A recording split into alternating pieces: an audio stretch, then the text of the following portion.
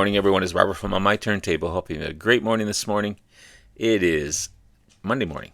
That's always a coffee kind of morning. Cheers, everyone. Hope everyone's doing well. It's finally here, the 2025 vinyl tag, created this time by Pretty Green Vinyl Guy, otherwise known as Edwin. He took over from Rob Walker. Edwin came up with 20 awesome questions. I'll put the link below to Edwin's channel. And let's get started for time because it's a pretty extensive list. Right off the bat, the best purchase of 2024, new or old. This was a difficult question, Edwin, but I chose the Band Geeks and John Anderson and the album True. 16 down by John Anderson. Amazing album. Richie Castellano, one of the main players in this one, also worked with Blue Oyster Cult to come up with this fantastic album. And one of my best purchases of 2024. And I ranked it number 2 as my best 2024 album releases. And amazing. If you don't know this album, you need to know this album for sure. More Yes sounding than some of Yes's albums for sure. 50 years later, the best album from 1974. Another difficult question because there were so many great albums released in that year. But I chose Court and Spark, 6th album by the beautiful Joni Mitchell, 1974 release in January. Kind of a folk rock style compared to her jazz stuff previously. An immediate commercial success. Number 1 in Canada, number 2 in the States. Double platinum. 110 in Rolling Stone's 500 greatest albums of all time. Rock and Roll Hall of Fame in 2004. Just gorgeous album. And number 3, an album that defines a genre. This was a pretty, I wouldn't say simple, but I thought of this album right off the bat. In the Court of the Crimson King, the debut album by King Crimson, 1969 release. Considered one of the earliest and most influential progressive, say that 10 times fast, progressive rock albums. You got elements of jazz and classical and symphonic music. It took me a moment to get into this one, probably listened to it 3 or 4 times before I really got it. But it just opened up the doors for so many other great progressive bands out there. And a remarkable album. And a great band as well. I love King Crimson. Number 4, best band from your home country. Another difficult question. But I had to choose this one. Tragically Hip. Great band from Kingston, Ontario, which is about 45 minutes east of here. Formed in 1984. You got Gord Downey on vocals, Paul Langlois on guitar, Robbie Baker on guitar, Gord Sinclair on bass, and drummer Johnny Fay. 13 studio albums, 1 live album, 50 singles over a 33-year career. 9 of their albums have reached number 1 in Canada. 17 Juno Awards, the best-selling Canadian band, and also the 4th best-selling Canadian artists overall. Unfortunately, Gord Downey passed away of cancer in 2015. But they did a final tour of Canada, ending up in their hometown on their last concert. And the major television station in Canada, CBC, stopped showing the Olympics to show this concert because it was such a Canadian iconic band. And how many stations do that? How many countries do that? And also, the Canadian Parliament lowered the flag at half-mast when Gord Downey passed away. Again, who does that? So this is a fantastic band from Canada. The Tragically Hip. If you don't know these guys, definitely check them out. An artist you miss dearly. Again, so many. But I chose Stevie Ray Vaughan. Passed away in 1990. One of the greatest bluesmen out there. As far as recent bluesmen. And unfortunately, only had a 7-year career. But he was right at his pinnacle when he passed away. One of the most influential blues players, and also one of the greatest guitarists of all time. Brother of Jimmy Vaughan.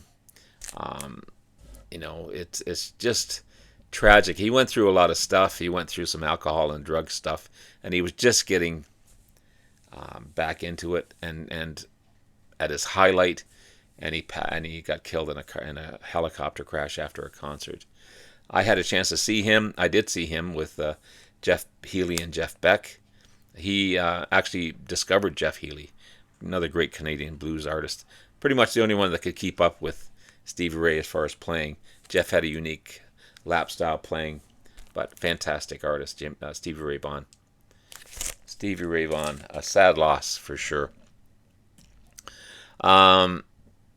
Best live album from your collection. Again, difficult question, but I chose Live at Woodstock by Creedence Clearwater Revival, released in 2019.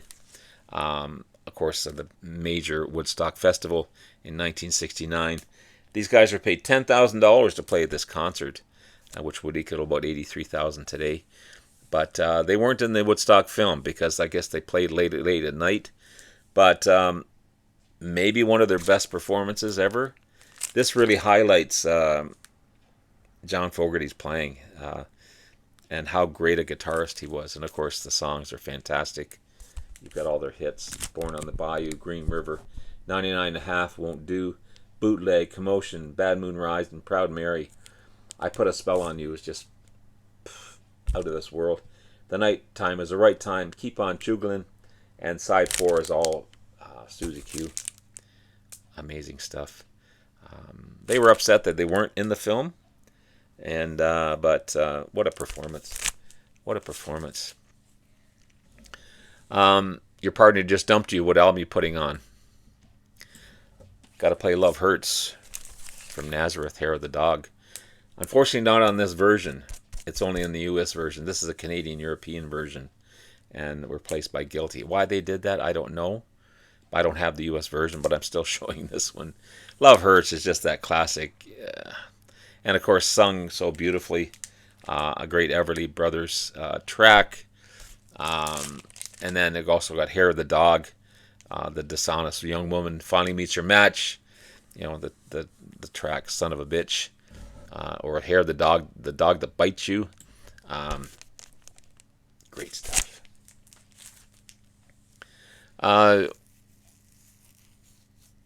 Best sounding drums on an album. This is a hard question, but I chose Rush's debut, 1974 debut. This is not Neil Peart. It's John Rutsey, but on the track Working Man. The drumming on this one is, as well as the whole album, but the Working Man drumming. Of course, Alex Lifeson's is his highlight song because it's lead guitar all the way through it. But the drumming on this one is just exceptional by John Rutsey. Unfortunately, he contracted diabetes, couldn't remain with the band. I don't think he's no longer with us, unfortunately, but what a great debut album, and the drumming on this one is fantastic. Just fantastic. Favorite artist who is a member of two or more bands. I'm not sure he's one of my favorite artists. He's definitely a fantastic artist. But I chose Steve Morse. Steve Morse, the great American guitarist, songwriter, not a singer. He was in the Dexy Dregs. Great jazz fusion. You got Andy West, Alan Sloan, Mark Parrish on keyboards, Rod Morgenstein on percussion. Of course, all guitars from Steve Morse on this one. And then he was also a member of Kansas for 2 albums. This is Power. Awesome album. There he is there. And of course, he was a longtime member, the longest guitarist for my favorite band, Deep Purple. This was his latest album he was on, or his last album he was on, is Whoosh. He had to leave.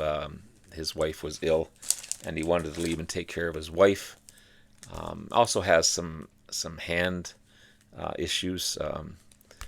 He has to wear some type of a sleeve on his, or glove on his hand to help his playing, just from simply playing so much. But a remarkable, remarkable guitarist. And I love Wish.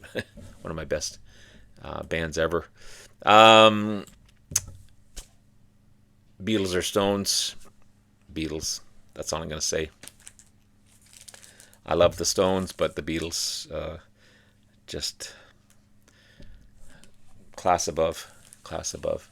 You found a bag of weed. What are you going to do? Listen to? I don't partake, but if I was, I'd listen to Stoner Rockers. Clutch from Germantown, Maryland. Thank you, Aaron Mutha Alomar, for getting me into Clutch. These guys are great. Neil Fallon, what a great front man. Vocals, guitar, keyboards. And you also have Tim Salt on lead guitar, Danny Maines on bass, and Jean-Paul Gaster on drums. But just pioneers of stoner rock. Clutch, for sure. An album from the 80s you still listen to. This was a pretty easy one, actually, Edwin. Tears for Fears. Kurt Smith, Roland Orzabal. You've got some huge hits on this one. Shout and Everyone Wants to Rule the World. Also The Working Hour. Mother's Talk, I Believe. Broken, Head Over Heels. Listen. Amazing stuff. Amazing stuff. 1985 release, and I still listen to it quite often. An artist whose political stance... Am I missing anything? No, an artist whose political stance has soured you. I don't really follow that stuff. I don't really care. I care more about the music rather than people's political... Because I don't bring political stuff into my channel. But if I guess we're going to talk to anyone, it's Eric Clapton. He was, as early as 1976, he was speaking out against immigration. And then in 2004, he was raising funds for opposing the fox hunting ban, or opposing it or going for it. I can't remember. He was opposing. Yeah, he was opposing the ban. So we thought the fox hunting still should go on. And then in 2020, he was anti-masking, along with Van Morrison, who's, I think, even worse than Eric Clapton, as far as politically challenged. But then, ironically, he tested positive for COVID in 2022 and had to cancel some concerts. But again, this could be also number 9 question: a favorite artist who's a member of 2 more bands. How many bands was this guy in? The Yardbirds, Cream, just so many bands.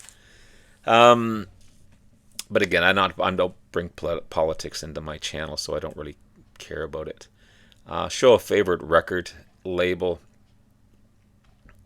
I'm going to show one I just picked up recently. This is the Record Store Day Big Brother and the Holding Company, featuring Janis Joplin. But the label is what we're here to talk about.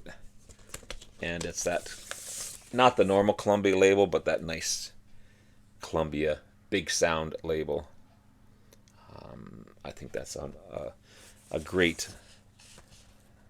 But then there's so many other labels out there. Epic and... But this is a great album, by the way. I'm happy to have it in my collection. What a great sounding... She was so talented. It's such a loss. Such a loss. A run of 3 great singles. How about this one? Out of the Blue, the 7th album by ELO.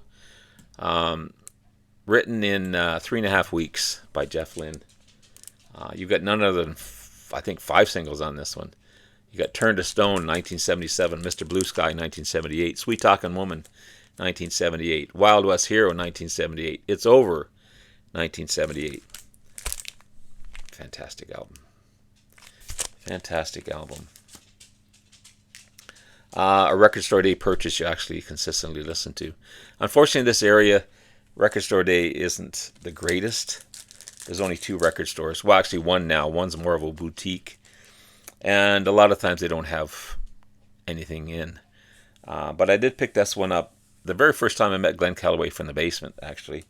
We went record store day shopping, and this was the last one on the shelf, so I picked it up right away before Glenn got to the got to the wall where it was highlighted on. But this is the Who.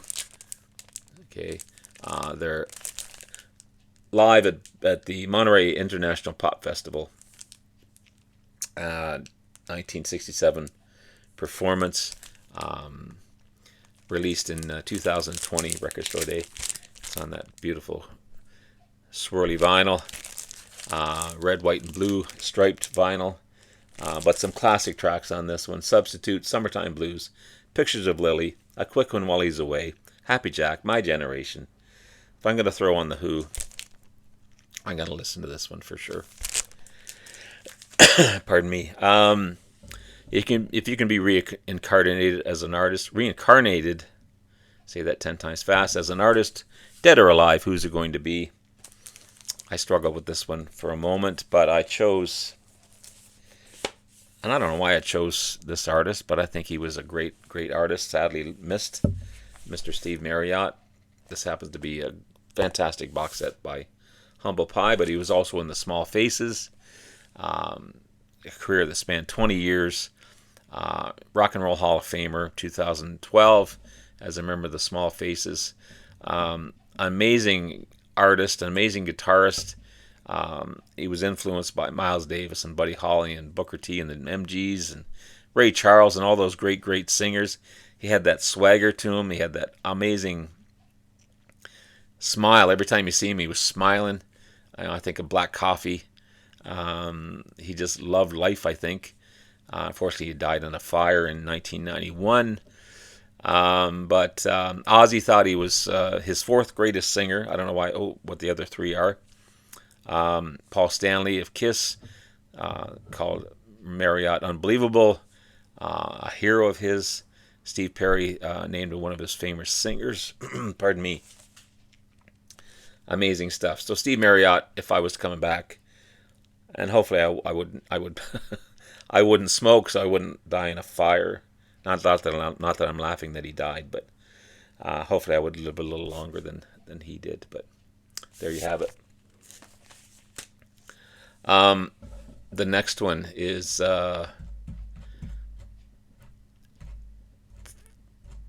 here to go.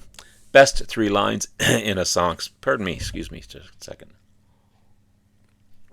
Oh, that coffee is cold. Best 3 lines in a song. Well, I chose Time from Dark Side of the Moon. And the second verse, you are young and life is long and there's time to kill today. And then one day you find 10 years have got behind you. No one told you when to run. You missed the starting gun. Too late. It's too late. When you're young, you don't think about that stuff. You think there's all kinds of time in the world. And then all of a sudden 10 years have flown. And you think, what the hell? And you can't go back. You can't start over again.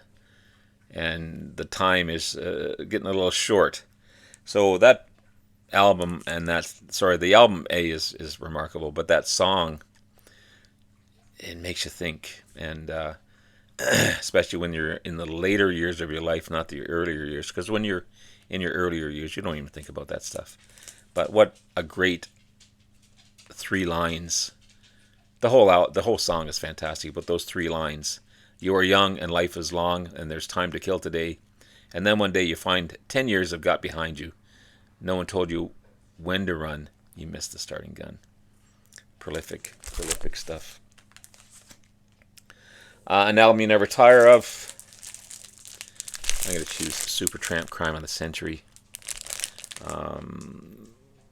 Probably one of their greatest. One of my favorites. This was my introduction to Supertramp. I think it's fantastic. Dreamer, Rudy, the title track, School, Bloody Well Right. Amazing stuff. 1974 release. And again, one of their most commercially successful albums. I think it's fantastic. And finally, number 20, share your favorite channel. There's many. There's many, many, many. But I think one that came to mind right off the bat is Chris Profi, Musically Obsessed. I'll put a picture up above for Chris and a link below to his channel. The guy's consistent. He's just so good.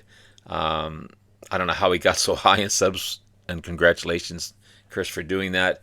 But again, it's because of just how he is and who he is, and his presentation, his knowledge. Again, there's so many other great channels out there. I don't want to miss out on anyone, but I think Chris is a fantastic one. He always comments on my videos, which is very grateful and appreciative. And anyway, there you have it. Thank you, Edwin. Some awesome, struggling, and interesting and difficult questions. But I'll put the link below again to Edwin's channel. And everyone join in and on this 2025 vinyl tag. Have yourself a great rest of the day. Love you all. We'll talk to you again soon. Bye now.